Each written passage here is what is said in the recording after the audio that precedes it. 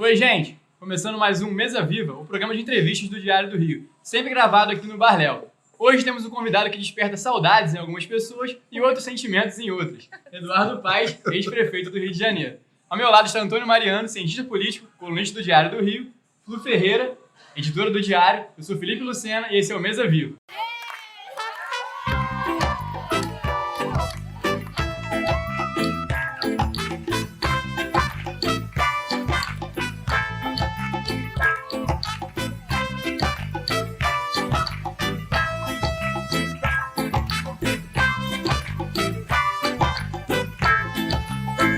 Bom, para começar, seria legal você falar um pouco de como é que está a sua vida atualmente, trabalhando na iniciativa privada. Explica um pouco aí de como é que está a sua vida profissional atualmente. Bom, primeiro, prazer estar aqui.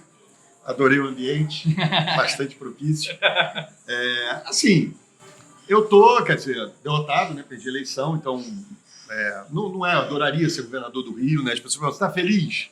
Estou feliz, ok, mas óbvio que eu queria estar governando o Rio. Acho que essas crises que a gente enfrenta, principalmente, significam um desafio. Então, eu estaria muito feliz se fosse governador do Rio hoje, mas infelizmente não deu, faz parte, né? Então, assim, eu voltei, em 17, né? Isso é até boa pergunta, porque as pessoas contam as coisas mais malucas do mundo. Eu tinha sido convidado para dar aula na Universidade Americana e para trabalhar no Banco Interamericano de Desenvolvimento, que fica em Washington. Então, eu morei um ano nos Estados Unidos, em Washington, trabalhando. E aí o Bloomberg, que é aquele bilionário americano que foi prefeito de Nova York, me apresentou uma empresa. É uma empresa chinesa que tem um outro cara americano importante, Warren Buffett, tem 10% dessa empresa. E eles estavam procurando um executivo para a América Latina. Então, em 17, eu comecei a trabalhar nessa empresa. Passei o 17 inteiro morando em Washington, mas viajando pra caramba do México à Argentina. E aí, enfim, saí para disputar a eleição, perdi. E aí, logo que eu perdi, eles me convidaram de volta. Então, assim, mas aí eu já, desde 18, eu já tinha aberto o escritório no Rio. Estou trabalhando no escritório no Rio. Estou morando no Rio desde o início de 2018, de novo, né, que será pré-condição para mim. Enfim, trabalhando nessa empresa. Então, continuo viajando muito, viajo quase toda semana. Vou muito à América Latina toda e muito à China também. Volta e meia eu estou indo à China. Mas, enfim, volto toda semana para o Rio. Eu saio daqui segunda. Volto sexta, vou muito a Campinas. A empresa tem uma fábrica lá. Então, estou na iniciativa privada, tocando a vida, pagando as contas. Sim. Mas é aquela história, né? A gente nunca desliga das coisas da cidade, das coisas da política. A pergunta da sequência é essa. Como é que você trabalhou isso na sua cabeça depois de ter sido prefeito por 8 anos? Como é que foi ter tido outros cargos anteriormente? Como é que foi deixar a política e agora estar na iniciativa privada? E falar um pouco exatamente do que você faz na iniciativa privada também, explicar. Assim, hoje eu vi uma frase numa entrevista que o Geraldo Alckmin deu para a Folha, que é uma frase que eu acho que assim, que eu vou trazer para mim, né? Ele falou, estou fazendo um pit stop na política, né?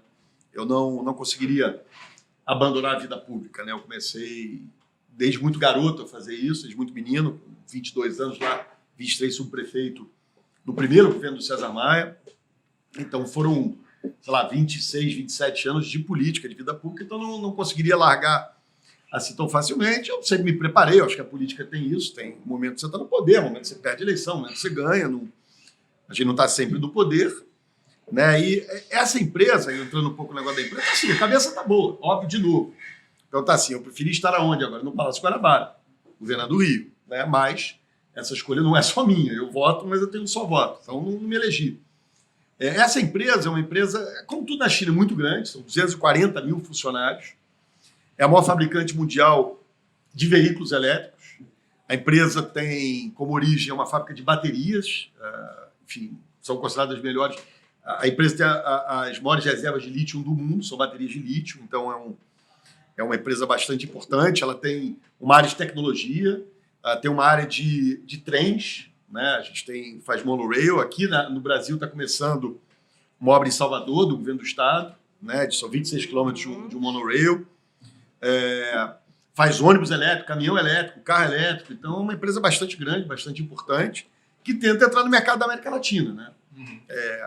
Esperando que o presidente não tenha hostilidade nenhuma com a China, que, afinal de contas, é a nossa maior parceira comercial, né? Aliás, com superávit na balança, em 30 bi.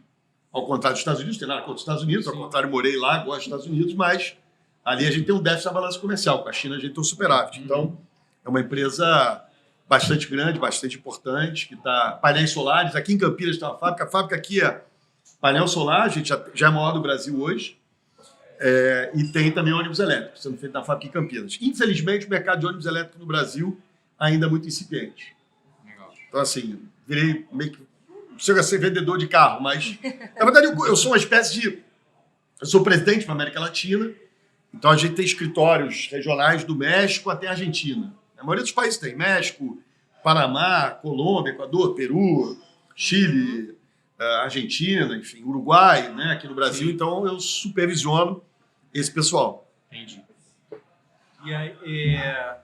E quantas milhas você já tem atualmente? Eu já gastei, assim, em 2017, eu tenho bastante milha, mas em 2017, como eu estava morando nos Estados Unidos, e aí eu gastei muito, porque eu vinha muito ao Rio, né? Aquela coisa, a mulher e os filhos ficaram lá nos Estados Unidos quase que direto, e eu vinha muito ao Rio, então eu gastei muita milha. Mas eu tenho Agora bastante milha. Estou recuperando as milhas agora, viajando muito. Mas falando sério, você é um cara que você é muito identificado com samba aqui no Rio de Janeiro, samba carioca. Ele até pediu pra tocar samba aqui no bar. Tava tocando rock and roll. Tava tocando rock e ele reclamou. Falou, rock não dá, bota um samba. Não, até agora de rock and roll. Não, boteco, é contra a minha religião. Mas como é que você está vendo a situação do carnaval carioca atualmente, já que, enfim, desde alguns poucos anos para cá, vem passando por uma série de dificuldades? E como é que você enxerga isso, enfim, não só para o carnaval das escolas de samba, mas para os blocos de rua a partir do ano que vem? Já enxerga uma melhora, uma piora? Como é que você está vendo isso aí? Olha só, assim, eu curto carnaval, né? Isso é porque o notório não é uma coisa forçada de política, eu gosto. Né? Para mim sempre foi um prazer estar ali na avenida representando o Rio, como era um prazer antes ir para a avenida, como é um prazer agora, como é um prazer ir para o samba, para as rodas de samba. Isso para mim eu diria que é minha terapia. E na época que eu era prefeito, era um pouco a minha conexão com a realidade, né? Você vira autoridade, você é cercado por um monte de gente que bate palmas, que você é o melhor cara do mundo. O samba sempre foi uma possibilidade de eu estar ali, perto das pessoas, da informalidade, as pessoas falarem no meu ouvido, eventualmente, o que não fosse mais agradável de ouvir, mas que é importante ouvir. Assim, o que eu acho? Na verdade, essa pergunta traz muito para o prefeito atual, né? Porque a questão não é o prefeito Crivella não ir na avenida, a questão não é o prefeito Crivella não gostar de samba. Isso é um direito dele, é óbvio, né? Mas eu acho que tem uma coisa da representação, da responsabilidade de quem fala em nome da população, que tem que pegar, se que é a maior festa popular do Brasil, do Rio. O Rio é o grande exemplo do Carnaval do Brasil, que tem uma importância, inclusive, econômica para a cidade, bastante importante, e não ignorar a festa, mas mais do que ignorar, é maltratar. Não tem coisa mais covarde do que você dizer, olha, eu não vou dar mais dinheiro para a escola de samba, porque eu vou botar 6 milhões de reais na educação. Quem conhece o orçamento da prefeitura sabe que a educação, sei lá, na minha época, tinha um orçamento de 4 bilhões de reais. São 6 milhões de reais para resolver o problema da educação. Então, assim, eu acho que ele podia fazer um simbolismo, pega lá, se não quiser segurar a chave, enfim, bota para alguém segurar, mas vai lá no Rei Momo, aparece na avenida, vai para casa dormir depois, né? Ninguém está exigindo que ele fique lá sambando, mas eu acho que tem uma coisa de prestigiar essa festa popular tão importante, né? Quer dizer, que é um momento muito especial. Então, assim, Agora, o carnaval, você me perguntar assim, vai ser abalado? Eu estou me lembrando do Candonga aqui, né? Enfim, não estou pedindo para ele lá tomar aquela ervinha, sei lá, é perigoso até. Mas, então, assim, eu acho que tem o Carnaval do Rio, ele não vai acabar por causa do Crivella, né? Então, porque a gente tem tido o Carnaval. O Carnaval é uma instituição. Não, e, aliás, até o seguinte, eu acho que tem uma coisa que não é nem inteligente do prefeito, porque a prefeitura, claro, vai disponibilizar por exemplo, o Carnaval de rua, tá lá, tá a Guarda Municipal, claro, pode não estar, vamos dizer que vamos ser pouco modésticos, que não pode não estar tão organizado quanto na nossa época, mas tem lá, a Guarda tá lá, a Conlube funciona, quer dizer... Banheiros químicos. Tem. Que normalmente são poucos, mas... Tem uma coisa acontecendo, então assim, eu acho que é muito mais simbólico, né, da parte dele, a coisa do respeito. Eu não sou do carnaval, normal, imagina, só estou dizendo no lugar dele. Ninguém está pedindo que ele seja. Eu acho que a fé do Crivella é uma das grandes qualidades dele, eu diria que é uma das boas qualidades dele. A gente fica buscando algumas outras, mas caprichado aqui o negócio, hein? É bom, vai ser bom. Venha para as entrevistas comigo aqui no Diário do Rio, que vocês vão ser bem servidos. Pior que eu vou ter que falar, não vou poder comer, mas tô atento. Comigo, quando parar de falar um pouquinho... Mas, enfim, então eu acho que é isso, é muito mais o simbolismo, né? Quer dizer, tratar bem, ele não precisa colocar a população contra o carnaval. Sabe? Não são 6 milhões de reais para resolver o problema da educação. Sim. Ele sabe disso, quem conhece as contas do município sabe disso. Mas Assim, claro que se o carnaval se viabilizar privado, maravilha. Né? Assim, o César Maia criou o subsídio, eu segui com o subsídio porque eu acho que é importante. Né? Acho mesmo, quanto mais você valorizar essa festa... Sim. Né? E ela É porque tem retorno. não tem retorno, mas o retorno é Reverte no monstruoso. turismo, né? E assim, e você tem hoje o seguinte, eu fiz, como era ciência do Ministério Público, eu fiz 3 licitações para conceder o carnaval. Não ganhou ninguém. E diria o seguinte, graças a Deus. Você imagina se o cara que toca os negócios da Disney no Brasil ganhasse. Se o Mickey, o Pateta e o Pato Donald. Né? Quer dizer, quem tem que tocar o carnaval é a Portela, é o Salgueiro, é a Mangueira, é a Beija-Flor. Quem é do carnaval? Quem é do carnaval? O produto. Um pouco aqui, vou elogiar uma atitude do Witzel. Né? Eu sempre defendi que o Maracanã tivesse no comando se beneficiando dos clubes. O que é o Maracanã sem o Flamengo? Né? Não vou mais falar mal do Flamengo, deixa o Crivella falar mal do meu Vascão, mas o que é o Maracanã sem o Fluminense, sem o Vasco, sem o Botafogo? De verdade, quer dizer, o conteúdo é que é importante ali. Né? Então é a mesma coisa da passarela. Então, assim, eu fico triste por isso. E olhando como amante dessa cidade, como apaixonado pelo Rio, como amante do carnaval, eu fico muito triste do prefeito ter essa atitude em relação ao carnaval. Né? Acho que tem que tratar com mais carinho. Se der para pagar a conta toda com o privado, maravilha. Mas eu acho que é importante ajudar. E ainda sobre o carnaval, nós aqui no Diário do Rio, nós somos apaixonados por carnaval. E aí eu queria saber de onde vem a sua paixão pela Portela. Assim, a minha mãe, a verdade, minha paixão pelo samba começa com, infelizmente, recém-falecida, com a Beth Carvalho. Minha mãe tinha lá um monte de LP, né? Na época era LP, vocês são mais jovens, não sabem o que é. Ainda bem que agora voltou LP, voltou a moda, né? Todo mundo tem fashion, tem um negócio de toca-discos em casa. Mas eu me lembro que eu comecei a gostar de samba ouvindo Jorginho do Império, Martim da Vila, que até hoje para mim é o maior poeta vivo do Brasil, e a Beth Carvalho. Né? Então a Beth acabou de falecer. Outro dia, quando a Beth faleceu, eu estava numa viagem de trabalho na Colômbia. Né? E assim, à noite, eu estava sozinho, né? Queria muito ter ido no gurufim dela, no velório, mas no gurufim dela. E aí, eu me lembro, eu fiquei ouvindo direto as músicas da Beth, emocionado, ali sozinho, não tinha o que conversar, e estava dizendo isso, quer dizer, a Beth é um pouco trilha sonora da minha vida, né? Da vida de todos nós. Né? Ela tem sempre alguma música que marca algum momento das nossas vidas. Então, assim, foram esses 3 que acabaram mobilizando. E o negócio da Portela, na verdade, eu virei portelense na pior época da Portela. A Portela ganhou um título lá atrás, passou muito tempo sem ganhar título. Então, né, foi no momento ali de mais dificuldade da Portela, mas não sei, aí tem uma coisa, essas coisas não explica, né? Igual time de futebol, né? Não, Cara, eu sou Botafogo. não, mais ou menos, porque assim, o meu pai é vascaíno, então isso me fez ser vascaíno, mas meu pai acho que não tem escola de samba, minha mãe é mocidade. Então, assim, não sei, o negócio da Portela... E entre a Portela e o Vasco, aí, qual o amor que prevalece? Não, Mais não ou tem, lá essa coisa eu tenho amor para todo tem mundo. amor pra todo Assim, eu tenho acompanhado mais o samba porque tem me dado mais alegria. Te entendo bem. Assim, essa coisa de muito sofrimento, né? Então, assim, eu acompanho o Vasco. Estou até afim agora de voltar aí a estádio, né? Nessa fase ruim que o Vasco está, para acompanhar um pouco mais. Meu filho é vascaíno. Eu teve uma época que eu fiz uma coisa muito doida, porque meu filho viu 2 rebaixamentos do Vasco naquele momento de consolidação, né, da paixão pelo clube. Como ele era muito pequeno, eu tinha acho que o último brasileiro que o Vasco foi em 2000, não foi? Aí eu tinha uma coleção em DVD de todos os jogos daquele campeonato.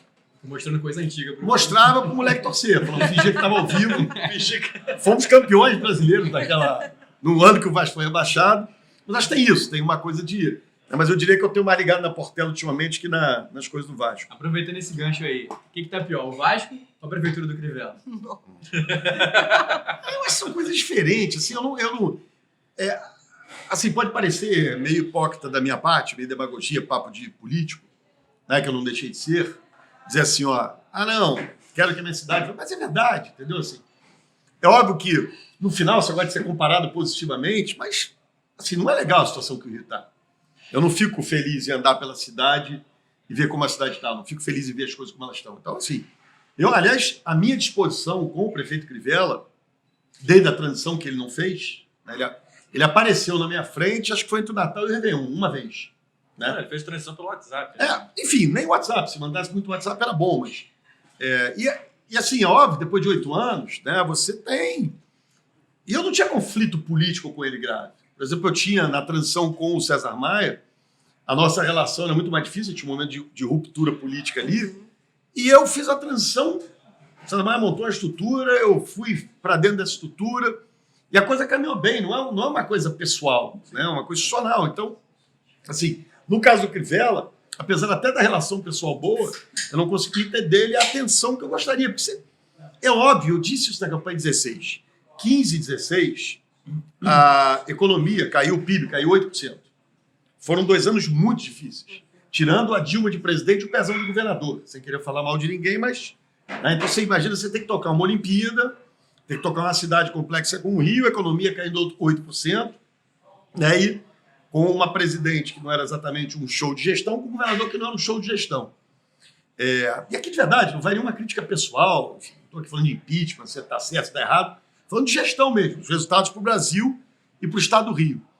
E eu sabia que a gente não imaginava que fosse essa tragédia que já perdura quase 5 anos. Mas eu sabia que o ano 17 ia ser um ano difícil, 18 ia ser um ano difícil. Né? Claro que sim. Aliás, quando eu defendi o voto do Pedro Paulo, eu disse, a gente precisa de um gestor experimentado, né, com capacidade para tocar a cidade, porque serão anos difíceis. Está sendo difícil. O mundo estava quebrando, eu estava emprestando dinheiro para o governo do Estado. O Brasil estava quebrando e a gente estava aqui bancando as coisas. Então, isso é fruto de gestão, a economia caindo 8%. Então, assim, eu torceria, entrei aqui muito na política agora, mas... Sem problema. Mas eu torço para que as coisas caminhem bem para a cidade. Né? O dia seguinte da minha eleição para o vice, olha, no dia eu liguei, parabenizei pela vitória, e de verdade torço, porque eu moro aqui, meus filhos estão com 13, 15 anos, começando a sair de noite, eu quero que a segurança se resolva, eu não quero ser um pai que não dorme tranquilo. Né? Aqui é o lugar que eu vivo. Tal. E a política, a gente vai para a eleição, disputa, faz parte. Ganha, perde, isso não tem problema. E aproveitando esse gancho... Mas estão os dois muito ruins. Aproveitando esse gancho aí que você começou a entrar mais na área da política, tem 2 perguntas. Primeiro, você sempre falou que o melhor emprego do mundo era ser prefeito do Rio de Janeiro. Não tenho a menor dúvida disso. Então você não está no melhor emprego do mundo hoje. Não, claro que eu não estou. O melhor emprego do mundo é ser prefeito do Rio. Assim, eu falo isso, falava isso e continuo dizendo. Todo dia eu me beliscava de manhã, caramba, eu sou prefeito do Rio. Cidade incrível, entendeu? Cidade incrível. Então, assim, e é um prazer poder governar essa cidade. Né? Sempre foi um prazer, né? Mas eu teria o maior prazer em governar o Estado. Eu acho um desafio maior, você tem o tema da segurança pública. Né? A cidade é um lugar muito especial. É uma cidade, eu já aqui, uma cidade sexy. Né? Uma cidade especial. Cidade maravilhosa. Uma das cidades mais importantes do mundo. Então, assim, eu tinha o maior prazer. Eu acordava todo dia muito cedo, com muita disposição, domingo tarde com muita disposição, trabalhava de sol a sol, todo fim de semana. Né? Não era... Sol, chuva, chuva. Chuva, chuva. Sabe, sair da prefeitura triste. Teve assim um... É claro, você cumprir minha missão, vamos nessa, agora é hora de outra coisa, não vai ser... Né? Você não vai ficar eternamente, a democracia tem limite. Claro. Mas assim, eu fazia com muito prazer governar o Rio, muito. Você acha, então, que nesses seus 8 anos como prefeito, qual foi o seu maior legado? Você acha que você mais impactou? Olha só, assim, a gente sempre fica olhando muito para a coisa física, né? Essa coisa do que você fez, obras, né?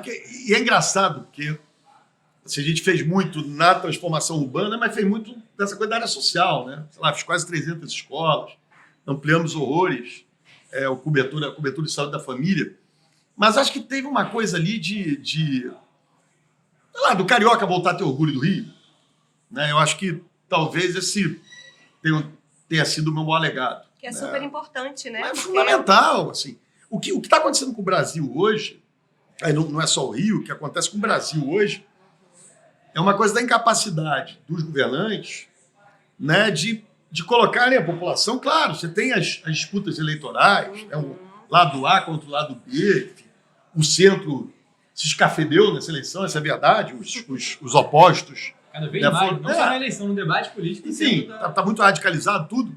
Mas sabe, o papel do governante é juntar, vamos lá, chamam de isentões, é isso que chamam? Agora é isentão. Isentão. Então, assim, eu acho que é legal o isentão, porque o isentão traz as pessoas para um projeto de país. A luta política vai sempre ter.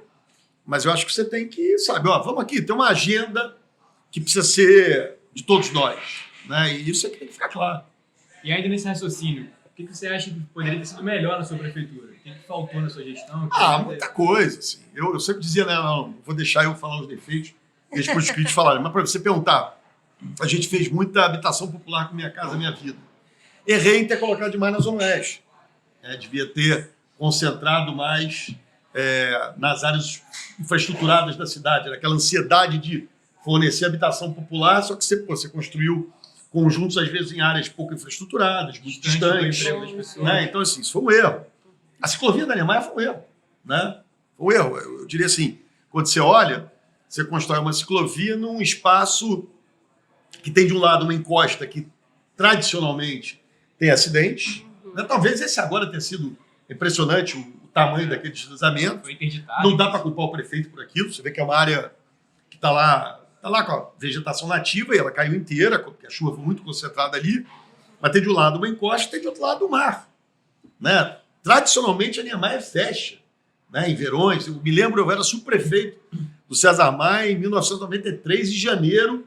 Teve o primeiro deslizamento que eu vi na minha vida, com gente infelizmente morta, foi na Niemeyer, no primeiro governo dele. Né? Primeiro mês, segundo mês de governo. Então, assim, ali foi um erro.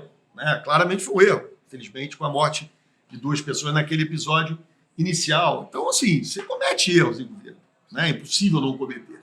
Você tenta errar quase nada, tenta errar o menos possível. Mas você erra. Assim, os meus erros, eu diria que são sempre... Nunca foram por omissão. Né? Eu nunca tive medo de tomar a decisão, nunca tive medo de fazer as coisas. Né? Errei porque fiz. E aí, quando você faz, você erra, tem essa chance. Mas você fala aí dos seus erros. Mas tem alguma coisa que você para e pensa assim, porra, isso eu gostaria de ter feito e eu não consegui fazer? Olha só, eu fiz demais. Né? Acho que a gente fez muito no nosso governo. Então, a gente sonhou alto. Né? Então, claro, sei lá, você fica pensando em 8 anos fazer o mundo, mas acho que a gente fez muita coisa. Então, eu diria que tudo aquilo que a gente sonhou e conseguiu colocar, vamos fazer, a gente atingiu. Por exemplo, eu estava lendo hoje uma matéria lá do metrô de São Paulo, da linha, não sei das quantas, do monorail, que tem lá em São Paulo. Ele dizia, estava prometido para a Copa do Mundo, 2014. Aqui não teve uma coisa que a gente tivesse comprometido para a Copa do Mundo, para a Olimpíada, que não tivesse terminado. Né? Que, na verdade, era desculpa a Copa do Mundo. Por que a Transcarioca serve para a Copa do Mundo? Nada. Né? Que o Porto, a derrubada Pimentel, serve para a Olimpíada? Absolutamente nada. Né? Então, assim, a gente pegou a Tran Brasil, que as pessoas acham que eu tinha que ter terminado, a gente começou em 2015, desde o início dizendo, ela não termina no meu governo. Agora, eu deixei os recursos do financiamento do governo federal para terminar. Né? Então, assim, aliás, essa é uma cultura que a gente tem que perder no Brasil, que é achar que os governos não podem ter coisas que perpassem mandatos. Tem que perpassar. Né? Um projeto de dimensão da Tran Brasil, eu já estava fazendo 3 BRTs. Cidade parada com trânsito. Eu comecei a Tran Brasil, mas ia suave.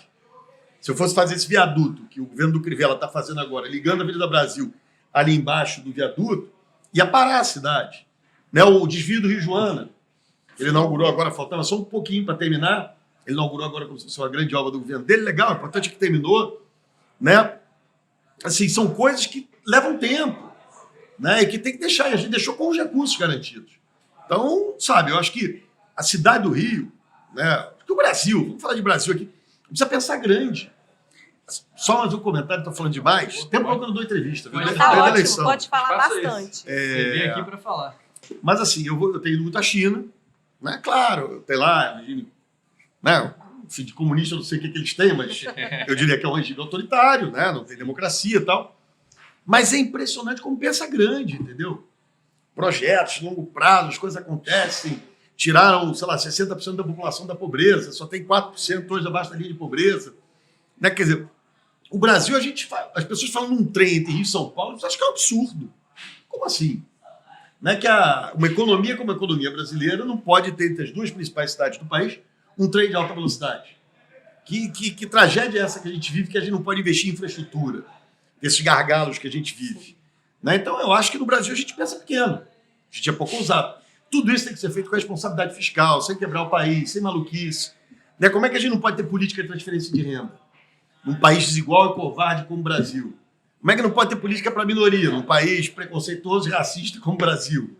Né? Então, assim, eu acho que essas coisas têm que ser equilibradas. Né? Então, assim, eu acho que a gente ousa pouco no Brasil. E você foi ousado? Você acha que você foi um prefeito ousado? Acho que sim, acho que sim. Acho que a gente pensou grande, desde o meu primeiro governo, que a gente fazia aquele plano estratégico, né, com metas.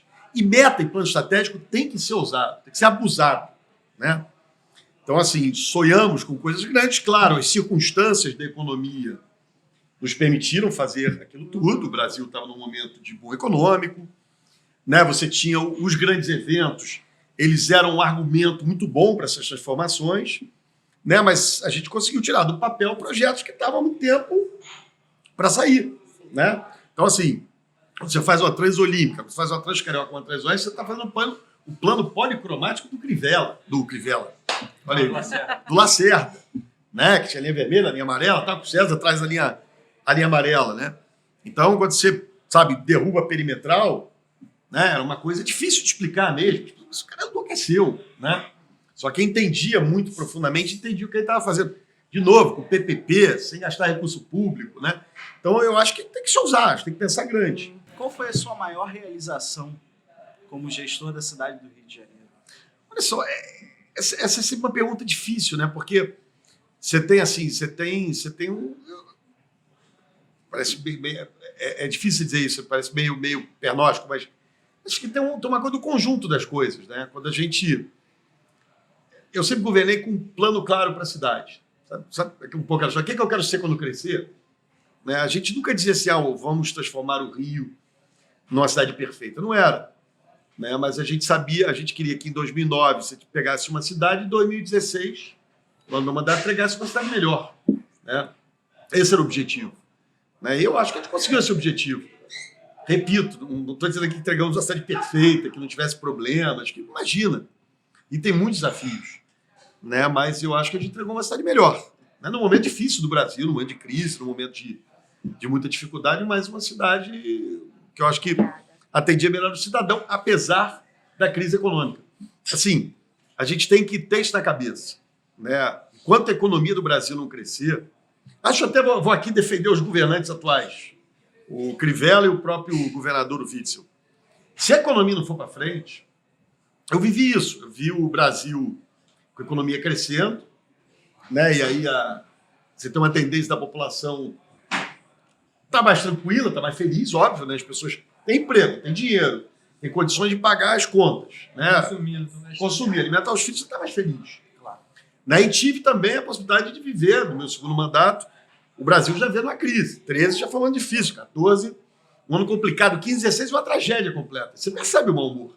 Você pode continuar sendo exatamente o mesmo prefeito, as pessoas vão olhar mais, né, com raiva. É natural, vai culpar quem? Né? O país dessa crise.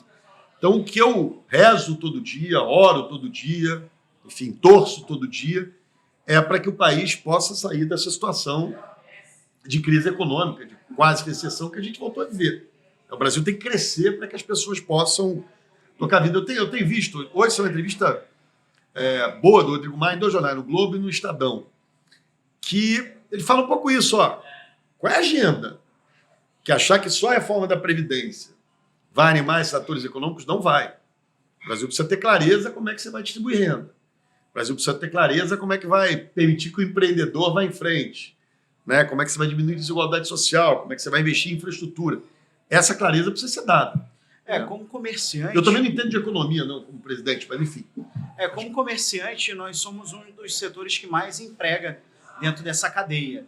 Né? E depois dos eventos, né, a construção civil era um dos setores que mais... Era o setor que mais empregava dentro da economia no Rio de Janeiro. Como é que você vê para a construção civil retomar essa geração de empregos dentro da cidade? De novo, a economia tem que crescer, não tem jeito. Né? Porque esse é o setor que na hora da crise sente, é mais intensivo mão de obra e é também o que mais sente. No caso do Rio, sentiu muito e até hoje não retomou. Né? Você pega, vamos olhar o projeto do Porto Maravilha. O projeto do Porto Maravilha é um projeto financiado pelo setor imobiliário. A Prefeitura do Rio vendeu todos os certificados de potencial construtivo, isso é difícil de explicar, muita gente não entende. Mas, assim, a gente vendeu a capacidade de construir nessa região, né? E aí isso precisa a economia aquecer para você fazer com que os empreendimentos privados... Quando a gente começou o Porto Maravilha, você tinha disputa de empresas do centro do Rio porque não encontrava lugar para se instalar. Né? Não tinha lugar para alugar. Para vender, impossível. Né? Então, você tinha uma demanda enorme. Na hora que a economia aquecer, né? A Petrobras retomando, o Rio tem atividade econômica importante, isso explode de novo positivamente. Né? Então, só que precisa acontecer logo. Né? Porque no final do dia o que importa é o seguinte: quando isso não acontece, o setor imobiliário não se desenvolve, é porque as pessoas não estão consumindo. O cara está mal pagando as contas do mês, como é que ele vai pagar um financiamento imobiliário? Não vai. Ele não vai comprar nada, ele vai se segurar. Vai manter ele no aluguel dele, não tem condições de entrar numa aventura. Essa semana saiu uma matéria no Diário do Rio que 52% dos empreendimentos imobiliários do Porto Maravilha já estão ocupados, né? E, no caso, faltam esses 48%. Né? Existe essa periodicidade, né? Como no bar aqui, ele sofre por não termos Nós não abrimos aos domingos, por exemplo, por não termos uma demanda de moradores na região. Né? Quando justamente o centro estava, se olhar 2 anos atrás, né, o centro domingo, eu me lembro todos os restaurantes da região do centro reabrindo, voltando a abrir. Por causa disso. Quer dizer, eu até retuitei essa matéria do Diário do Rio, dizendo isso em plena crise. Imagina na hora que a economia retomar. Né? Então, assim, eu acho que é isso. Eu acho que a gente isso é um precisa... alento, né? Mas precisa retomar a economia, porque o potencial é muito maior. Quer dizer, não é tão mal assim, mas é isso mesmo. Aí, de novo, eu vou voltar àquilo que eu disse. É pensar pequeno. Se não dá para dizer, pô, que maravilha, estamos lá, não. Se dava para estar muito na frente. A gente já podia ter avançado demais nessa história. Né? Mas, Dove, isso não depende... Aí vamos aqui... Isso não é culpa do prefeito. Né? Isso é uma coisa da conjuntura nacional, né? Que uma economia no estado que está, o Rio viveu uma crise especial. Enfim. Você tem todos os problemas de corrupção no Rio, você tem a crise da Petrobras, você tem uma série de crises que levaram a que o Rio sentisse muito mais forte isso. Mas se ele fosse ousado como você foi, você não acha que isso também poderia estar lá na frente? Poderia ser bem melhor? Assim, a minha sensação com o prefeito Crivella, às vezes, eu não acho mesmo ele um sujeito do mal, até que me prova o contrário, não é. Aliás, vou dar uma opinião aqui. Né, eu sou contra qualquer tipo de impeachment, a não ser que se comprove claramente um crime de responsabilidade. O que eu estou vendo aí não me parece um crime de responsabilidade. Acho que ele foi eleito democraticamente, tem que terminar o mandato dele. Né? Então, ninguém pode empichar ninguém por impopularidade.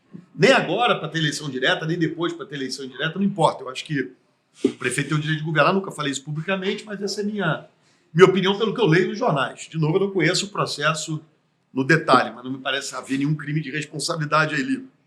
Mas, assim, de novo, a minha percepção é que falta ousadia, que falta compreensão da cidade como um todo.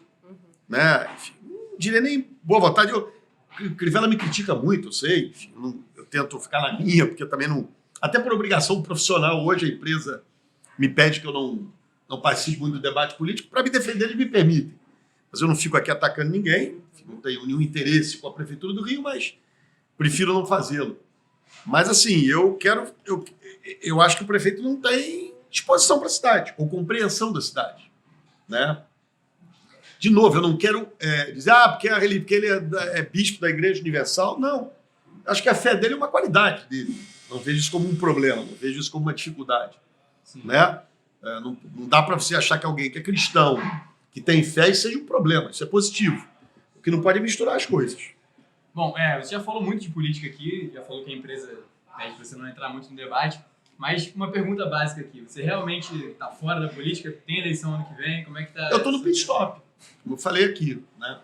Assim, eu estou no pit stop. Eu acho que o Rio tem que eleger, tem muito quadro bom no Rio. Acho que ele tem que eleger um bom prefeito. Né? Mas você pensa em voltar? Não. Sinceramente, não. Eu estou muito mais... assim, porque você tem... Eu disputei a eleição de 2018, né, com muita disposição, fiz de tudo para ganhar, de tudo. Debati. Vocês viram ali o segundo turno, né? Disputei contra um personagem desconhecido, que a cada dia... O candidato Kinder Ovo, como você apelidou. Sim, eu acabei o debate, eu não falo mais essas coisas. Imagina se eu soubesse que o diploma de Harvard não existia, né? Pronto, falei. Mas, enfim, assim, não, é o governador, né? Mas eu acho que... Então, assim, quis muito ser governador do Rio, eu achava que era uma etapa seguinte, eu acho que a coisa da segurança pública, da gestão do Estado precisa de muita força, eu conheço profundamente o Estado, conheço a dificuldade do interior, a gente rodou em muito lugar, quer dizer, a gente sabe a importância que tem de parceria com os municípios, né? Quer dizer, o Estado do Rio pode pensar grande, morro de inveja, assim, eu estou torcendo muito pelo governador, mas eu fico vendo o Dória, que eu acho que foi no primeiro mandato bom prefeito de São Paulo, não, porque eu vi ele fazer muito espuma sem realização, assim, mas trazendo, investindo. Quando eu vi na verdade que São Paulo teve uma produção cinematográfica maior do que a do Rio, aquilo me deu uma angústia, uma tristeza. Né? Não é que você está disputando com São Paulo, são cidades complementares, estados complementares. Se você quiser, um ativo nosso estarmos perto de São Paulo, um ativo de São Paulo está perto do Rio. Mas sim, a gente tem que pensar grande. Então, né, eu gostaria muito de ver o Rio indo para frente. Né? Acho que ano que vem é um momento de troca, de oportunidade. Eu não votei no Crivella, né? E não sei que não haja nenhuma outra alternativa, dificilmente votarei ano que vem. Né? Quer dizer, não acho que ele esteja indo bem na função dele. Mas, de novo, eu estou fora desse debate, eu não estou falando sobre isso, não. Mas você enxerga algum nome? Não, pelo amor de Deus. Mas apesar de ter perdido essa eleição, você sentiu o povo junto com você? Porque foi uma coisa louca. Gente, só, assim, eleição se ganha e se perde. Sim, Né? mas aquela coisa do que saudade do meu ex, volta ex. Ah, mas tem um monte de gente que não tá com saudade do ex, tá tudo região. É uma pergunta Enfim. que eu não quero fazer. Como é que você vê essa situação? Muita gente que te criticou agora fala que tá com saudade. Como é que você recebe isso depois de ter saído? Mas eu já recebi também em 17 isso, entendeu? Quando tinha o meu candidato perdeu em 16, aí na hora da eleição, enfim, eu acho que, assim, eu respeito a decisão do eleitor. Respeito, não tenho nada para... É claro, se eu pudesse ter 100% das pessoas dizendo que maravilha que você é, né, que incrível, óbvio, todo mundo gosta. Acho que a unanimidade é boa, mas você quer ganhar sempre, você quer ter a maioria sempre, não é assim. Eu não quero perder o respeito das pessoas. Eu acho que o que eu acho ruim na política brasileira hoje é quando se radicaliza. Né? Essa coisa de, porque o cara pensa diferente de mim, eu trato como se fosse um inimigo, né? Como se fosse um capeta, um demo. Não é. Não é. Então, sei lá, eu tenho diferença com um monte de gente política, mas eu respeito, eu trato com... Essa era uma pergunta que eu queria fazer também. Você agora fora da política, como é que você enxerga essa polarização que a política brasileira tomou? Eu acho muito ruim. Eu acho muito ruim, porque eu dizia isso na eleição. Assim. Eu conheço o Haddad bem e, de certa maneira, confia ali com o Bolsonaro, quando ele era deputado, né, político aqui do Rio. E assim, a gente vai pintando muitas pessoas como capeta. Né? Então, na hora que você pinta como capeta, um lado ou outro, né, a tendência é radicalizar cada vez mais. É ruim para construir consenso. Assim, aí eu acho que tem uma falha do Bolsonaro grave, que não é nenhum esforço zero para tentar atrair ou compreender. Democracia é isso. Né? A maioria governa, mas a minoria é ouvida. Isso aqui é democracia, isso aqui é o legal da democracia. O cara perdeu a eleição, mas ele é ouvido. Né? Ele representa alguma coisa. Você tem lá uma bancada do PT, do PSOL, do PCdoB, do DEM, do não sei o quê, que não concorda com tudo que o governo acha, mas ela tem que ser ouvida. Né? Essa é a magia, essa é a coisa fantástica da democracia. Claro, as ideias que prevalecem devem ser as ideias que vão vencer as eleições. Isso não quer dizer que essas ideias têm que se impor. Outro dia eu vi até o Rodrigo Maia fazendo a conta, né? Somando a Câmara toda, teve mais voto que o presidente da República. Então, se é por isso, sim, não é assim. Então, sabe, é compreensão clara de... Às vezes eu acho que a gente voltou a viver situações que nos bancos escolares ensinam, né? Montesquieu, pesos e contrapesos, 3 poderes, segura aqui, o outro controla ali, enfim, né? O poder judiciário, o poder legislativo, o poder executivo, né? De que tem o 4º poder que é o Ministério Público, o poder que é a imprensa, não sei. Mas eu acho que são coisas que, né, que a gente precisa voltar aos bancos escolares, né, para rever. Acho que se comunica muito mal. Né? Eu estou falando mais de política, eu devia aqui. Quer um assunto mais leve? Vamos de assunto mais leve. Maricá, faz tempo. Você foi lá recentemente? Eu fui na campanha. Assim, na boa, né? Eu não consigo tratar desse tema como um trauma na minha vida. Né? Porque claramente está fazendo uma brincadeira. Né? Está fazendo uma brincadeira numa conversa privada, que infelizmente foi vazada, não tinha crime nenhum. Né? Enfim. Maricá e Atibaia, né? Atibaia eu não devo estar muito bem lá em Atibaia também. Mas assim, sabe, eu conheço o prefeito de Maricá, foi meu secretário, né? Conheço bem o ex-prefeito de Maricá, quer dizer, acho que aliás, é uma das melhores cidades do estado hoje, Foi Niterói e recebido bem Maricá. lá pela população? Fui. Sei lá, dos 14 vereadores de Maricá, 10 me apoiaram. Não adiantou muito, eu terminei muito mal lá. Mas, enfim, eu acho, não tem nada contra Maricá, não acho nada do que. Eu estava ali brincando, e são coisas. E a pessoa fala, mas aí você começa, entra uma. E virou também uma gozação. Ninguém ouve mais o nome de Maricá nesse mundo sem pensar em mim. É verdade. Né? E é muito engraçado, porque é pelo Brasil inteiro. Então, assim, eu quero um dia que a população de Maricá, de fato, me perdoe pela. E Atibaia também. Outra coisa que associam muito a você é a imagem do cariocão no samba ali, tomando chopp. Inclusive, muitos vídeos seus estão Digital circulando por aí. influencer. Como é que Agora Eduardo Paes. você recebe isso? É uma boa pra você? Cara, eu tô fazendo o que eu sempre fiz. É que agora tudo vai pra rede, né? Assim, a vida inteira eu gosto do meu samba, né? Não é uma coisa artificial, não é uma coisa de campanha. Gosto, adoro, né? Sei lá, o dia que até nem saiu o vídeo, mas eu falei que quando a Beth morreu, eu não estava no Rio, eu não podia ir no Gurufim, lá no velório dela. E aí eu liguei pro Bira, presidente do Cacique, e falei, Bira, vamos montar um Gurufim aqui nosso, no Cacique e tal. Ela acho que faleceu numa quarta, numa quinta. Na segunda-feira a gente fez um samba do Cacique, sabe, em homenagem a Beth. Enfim, um monte de sambista, um monte de amigo e tal. Até depois eu fui pra Pedra do Sal, aí botaram um vídeo meu lá. Nós fizemos um dançando. samba aqui também, em homenagem Enfim, a Beth. é isso, quer dizer, eu acho que... mas essa é uma coisa que pra mim é natural, que eu sempre fiz. Agora, Mas- é óbvio que tudo que você faz hoje, né, 2 minutos depois está no... Mas você tá gostando desse momento digital influencer?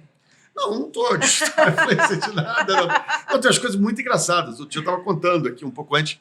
Você leva na boa? Total. Você ri dos memes? Não, cara, só, eu acho, assim, eu sempre busquei ser muito autêntico das minhas coisas, das minhas opiniões, porque, assim, acabou aquela história do político que criava um personagem antigamente, o cara inventava, né, virava um personagem. E aí vendia aquele personagem na propaganda eleitoral, no panfleto e tal. Porque é impossível você ter personagem hoje, você é o que você é. Então, assim, eu trabalho para caramba, mais que qualquer pessoa. Duvido que alguém chegasse da Prefeitura do Rio mais cedo que eu, saísse mais tarde que eu, trabalhasse todo fim de semana como eu trabalhava. Duvido que alguém trabalhe tanto quanto eu. Mas eu, na hora do meu lazer, eu vou pro meu samba. Eu gosto de tomar uma cervejinha. Gosto de tocar um samba. Ponto. Enfim, vou tentar o quê? Esconder? Não. Estou aqui, não. Sabe? Então, ao mesmo tempo, tenho uma linda família, minha mulher puxa minha orelha, me dá bronca, me bota de castigo, não deixa... Ela não é exatamente maior fã do samba, Uma ela vai, me família como acompanha. qualquer outra, né? Imagina, meus filhos reclamam, não sei o quê, enfim, faz parte. Eu acho que eu tento sempre ser o ser humano normal. Às vezes isso dá uma espontaneidade, né, que as pessoas podem achar que é assim, que é assado. Enfim, eu prefiro ser real. Acho que não, acho que você tá numa função, você tem sim a liturgia do cargo. Né? Aí você está na função, você é prefeito, você é você é presidente, você é deputado, você tem lá uma liturgia do cargo, né? Tem que respeitar essa liturgia. Quando eu era prefeito, eu sabia que ir para o samba, como eu vou hoje, é mais complicado, porque as pessoas podem reclamar, você está ali, não vai te tratar tão bem, cara, você está no auge da sua função. Então, sabendo respeitar isso, para mim, eu faço com muito prazer. Legal. Bom, agora, quer fazer uma pergunta, Renan? Quero, eu acho que é um papo reto, né? O Rio de Janeiro, ele geralmente cedia os maiores protestos que tem no país, né? E o que você está achando desses protestos sobre o corte das verbas da educação? Olha assim, se você for olhar, pelo que eu entendi depois, né, parece que é um contingenciamento, e esse contingenciamento, de certa forma, vem acontecendo há muito tempo. Mas a questão é a maneira como foi comunicado, né? Porque é aquela coisa que eu estava dizendo aqui, o negócio do embate. Né? O ministro chegar, não conheço o ministro, nunca vi ele na minha vida, não sei avaliar a atuação dele, de longe não me parece muito legal, nem eu no meu auge de uma fanfarronice num samba faria aquele vídeo Singing in the Rain, sei lá, com o guarda-chuva. Mas assim, o cara dizer que é balbúrdia em certas universidades, é isso, democracia é aprender a respeitar o diferente. Assim, eu investi horrores na cultura. Em 2008, todo mundo votou no Gabeira da área de cultura. Todo mundo. Né? Depois, até na minha reeleição, a maioria votou comigo. Mas, sabe, aquela história, a gente introduziu a escolha dos gestores dos teatros municipais sendo feita de maneira aberta, democrática, quase uma eleição.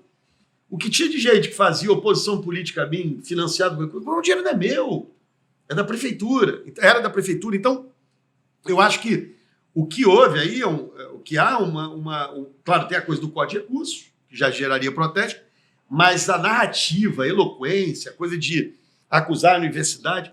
E aí, assim, a gente não pode voltar para as trevas. Né? A gente não pode ser anti-iluminista. Né? Sim, de boa. Quantas vezes eu fui hostilizado em universidades? Quantas vezes eu fui hostilizado por estudantes? Eu buscava e ouvir. Às vezes podia até ganhar um voto, mas em geral não ganhava. Mas é esse o papel do governante. Né? Aprender a conviver com a crítica, aprender a conviver com o contraditório. Eu acho que é isso que gera mais protesto. Essa é a minha leitura dessas manifestações. Né? E aí fica. Estica a corda de cá, estica de lá, que o outro é o capeta, eu sou o demônio.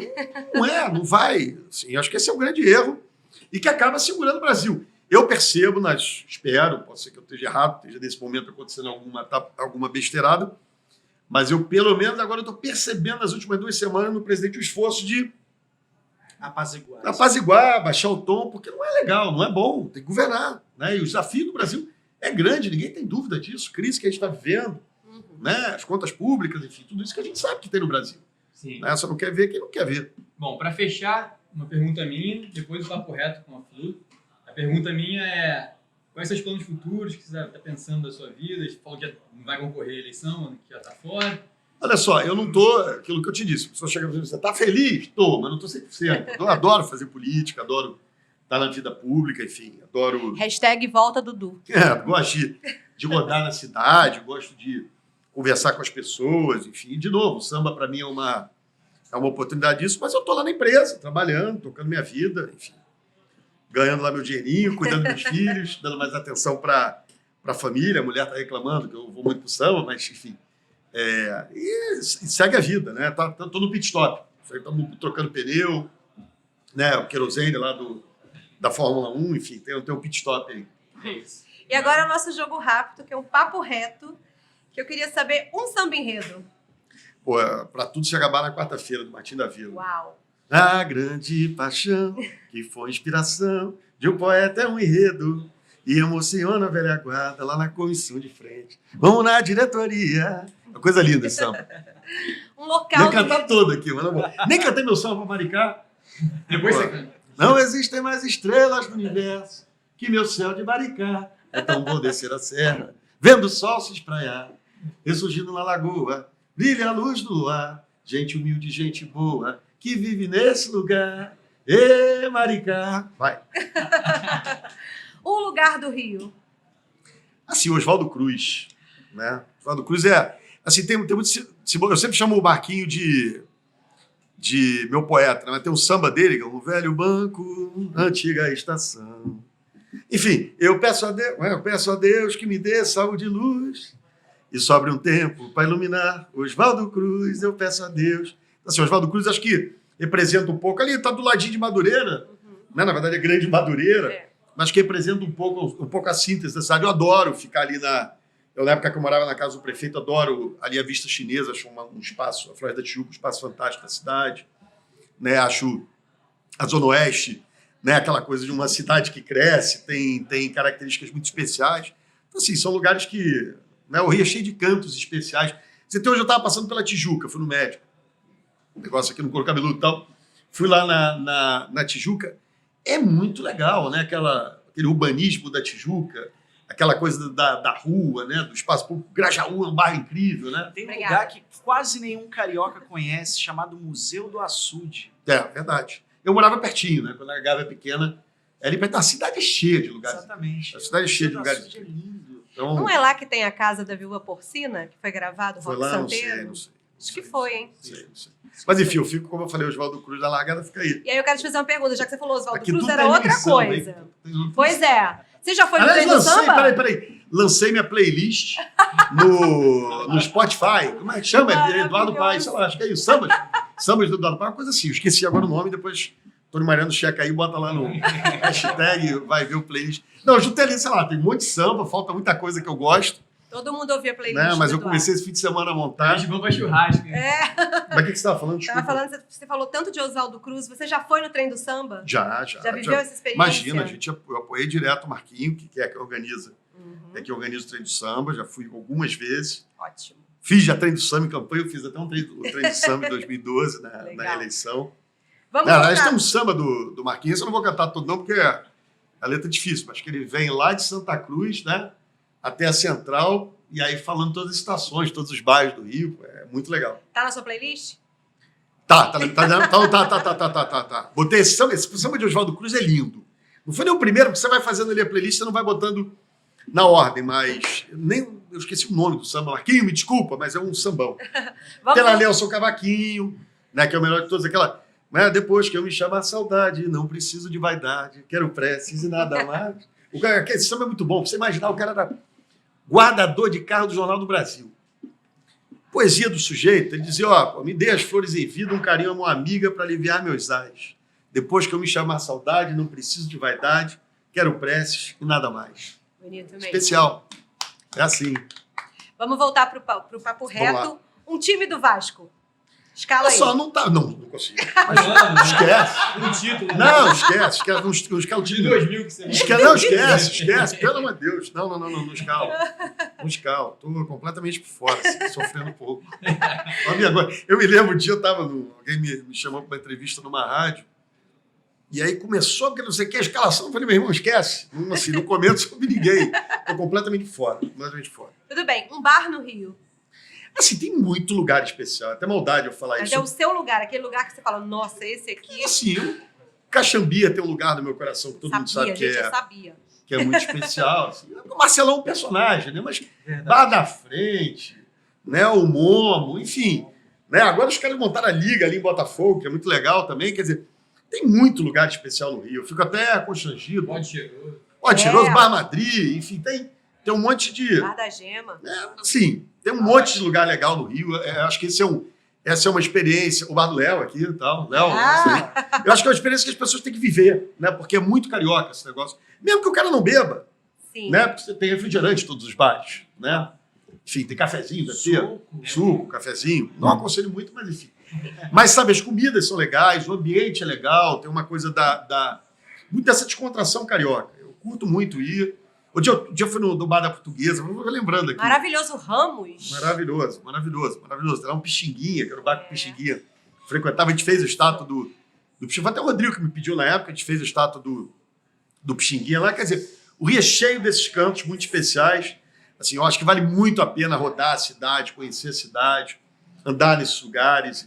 Você descobre coisas fascinantes. Não, e assim, eu não sei se as pessoas viram, se não acabou de acabar, que teve um ano no mar aquela exposição sobre samba, né? Barato, uma experiência incrível. Para fechar o nosso papo reto, uma roda de samba no Rio. Assim, a gente... Difícil. Cara, o Cacique tem sempre roda de samba bom. Jadoca tem sempre roda de samba boa. A roda que eu fazia no Palácio 450 ali em Oswaldo Cruz era especial. Né? Tem... O samba do ouvidor aqui, que agora o Gabriel da Buda levou para algum lugar aí, Santo Cristo, é imperdível. Samba do Trabalhador, com o nosso querido Moa, eu tô arrasado, porque o Samba do Trabalhador fez 14 anos agora. Aí eu tive que ir a trabalho em Buenos Aires, numa segunda-feira, de repente, eu ia lá, e aí o meu voo acabou atrasando, que eu ia chegar, e estava Luiz Airão, com Moacir Luz. Eu falei, meu Deus do céu. Né? Então, tem muita roda de samba. O negócio do Samba do Trabalhador é legal porque é segunda-feira. E aí vai muito sambista, é o dia de folga de sambista, né? O dia de folga de artista, Começa de músico. cedo. Então, assim, é interessante, começa cedo, você não chega em casa, sua senhora não vai reclamar de Não você. reclama, né? Então, assim, é uma roda de samba que eu aconselho, mas tem muita coisa por aí, pelo subúrbio, tem coisa em Bento Ribeiro, tem coisa em Rocha Miranda, tem coisa em Campo Grande, tem coisa em Bangu, tem coisa em Santa Cruz, tem em todo lugar, tem boa roda de samba. Essa cidade é cheia de poesia em cada canto, cada esquina, precisa ser amada, cuidada, né? A gente tem que ter orgulho de dizer que é do Rio. Com certeza. Isso aí. É isso? Bom, encerramos aqui mais um Mesa Viva, com o Eduardo Paes, ex-prefeito do Rio de Janeiro. Até semana que vem. Um abraço. Tchau, pessoal. Sabia para terminar? Vamos renascer das cinzas.